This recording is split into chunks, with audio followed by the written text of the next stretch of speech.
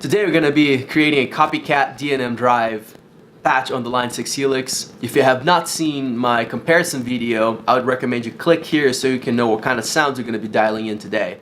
As you can see, I've already created a basic signal chain on the second DSP. And I'm not going to be talking about it too much because this is irrelevant to this video. You can use the settings we're going to create with any amp and any impulse responses, any delays, any reverbs. But if you want to know the settings that I used on the video and that I used with this guitar and I'm going to be using on this specific video, here they are. I'm using the Vox simulation, A30 fall normal, and here are my settings. The drive is on 4, the bass is on 4, the cut is on 3.3, the treble is 6.9, and the presence is on 4, the channel volume is on 9.1, and the master is at 10. So those are the settings that I'm using for this guitar, for this video. They're not mandatory. You can use whatever you want. And the reason why I am putting the amp and the cab blocks in the second DSP is because den side of the D&M Drive is actually a direct drop of the super preamp. And I found that really by pure luck. The super preamp has been my favorite overdrive on the Helix. I will stack that with almost any amp and it sounds good. So when I plugged the D&M Drive into the Helix, I immediately realized that it sounded just like the Supra. So I didn't even have to search to see what kind of sounds would be similar to the den side of the D&M Drive because I already knew. The other close option probably would have been the OCD simulation, but I think the Supra gets closer. And so here it is. I put the Supra preamp there. I am going to assign it to foot switch 8, and for the video that I created last week, my settings were these ones. It's 5 on the drive, the bass is up to 5.5, the tone is actually right where it is right now, and everything else remained the same. Now remember that if you're using a different guitar, if you're using a different amp, these settings are probably going to change, as well as if you wanted more gain or less gain.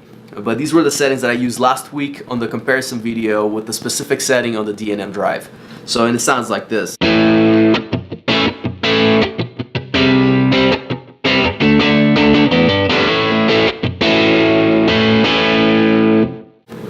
It sounds pretty cool.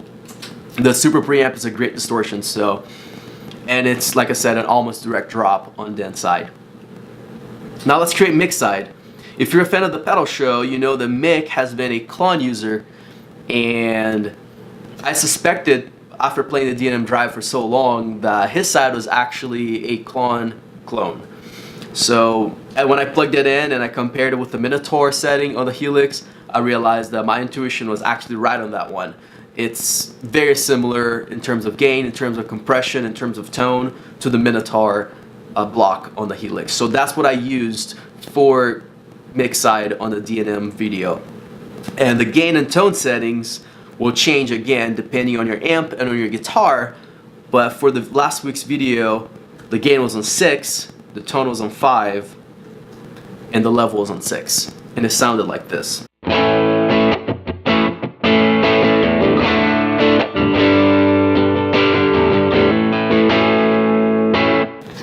The only thing I'm going to do here next is I'm going to assign this block to foot switch 9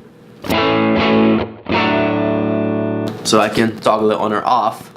And at this point I have den side running into mix side.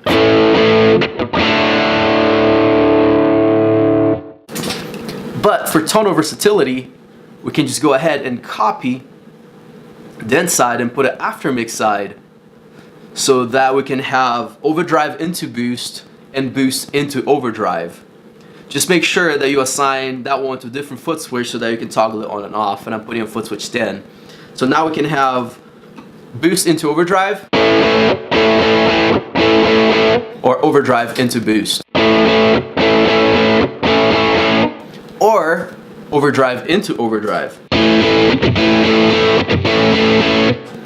which is an option you do not have on the D&M pedal. At this point, we're really close to having the sound that I got on the D&M Drive comparison video.